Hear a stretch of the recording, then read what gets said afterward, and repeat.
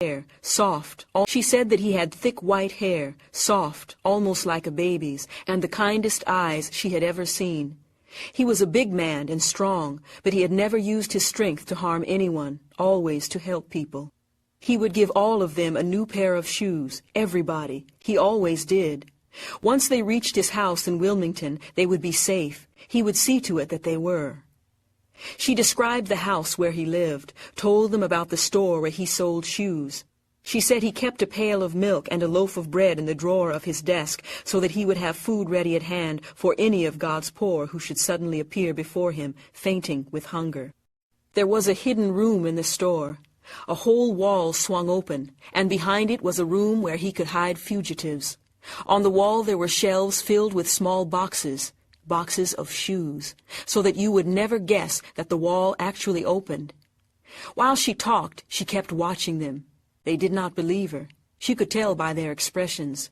They were thinking new shoes. Thomas Garrett, Quaker, Wilmington. What foolishness was this? Who knew if she told the truth? Where was she taking them anyway?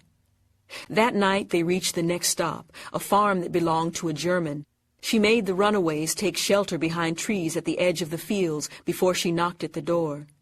She hesitated before she approached the door, thinking, suppose that he, too, should refuse shelter. Suppose.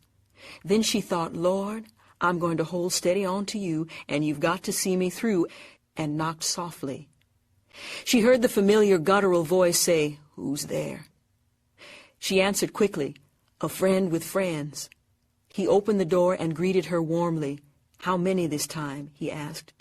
11, she said, and waited, doubting, wondering. He said, Good, bring them in. He and his wife fed them in the lamp-lit kitchen, their faces glowing as they offered food and more food, urging them to eat, saying there was plenty for everybody. Have more milk, have more bread, have more meat. They spent the night in the warm kitchen. They really slept all that night and until dusk the next day. When they left, it was with reluctance. They had all been warm and safe and well fed. It was hard to exchange the security offered by that clean, warm kitchen for the darkness and the cold of a December night. Go on or die.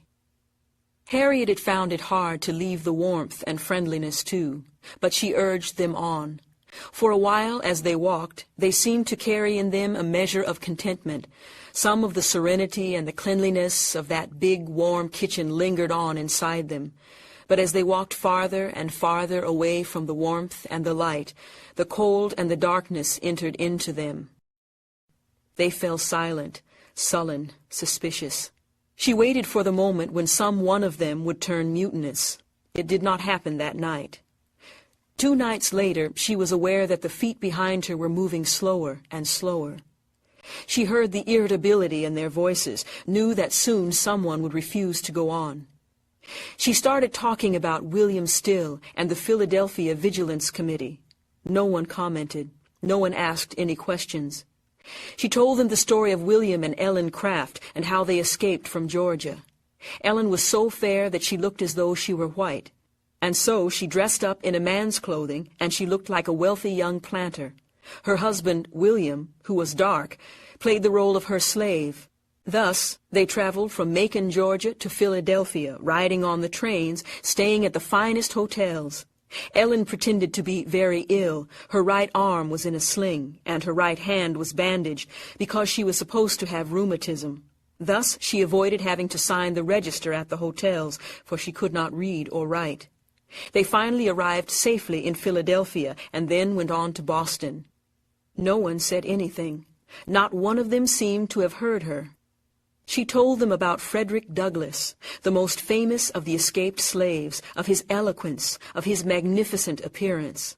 Then she told them of her own first vain effort at running away, evoking the memory of that miserable life she had led as a child, reliving it for a moment in the telling. But they had been tired too long, hungry too long, afraid too long, footsore too long. One of them suddenly cried out in despair, "Let me go back. It is better to be a slave than to suffer like this in order to be free." She carried a gun with her on these trips. She had never used it except as a threat. Now, as she aimed it, she experienced a feeling of guilt, remembering that time, years ago, when she had prayed for the death of Edward Broadus, the master, and then, not too long afterward, had heard that great wailing cry that came from the throats of the field hands, and knew from the sound that the master was dead.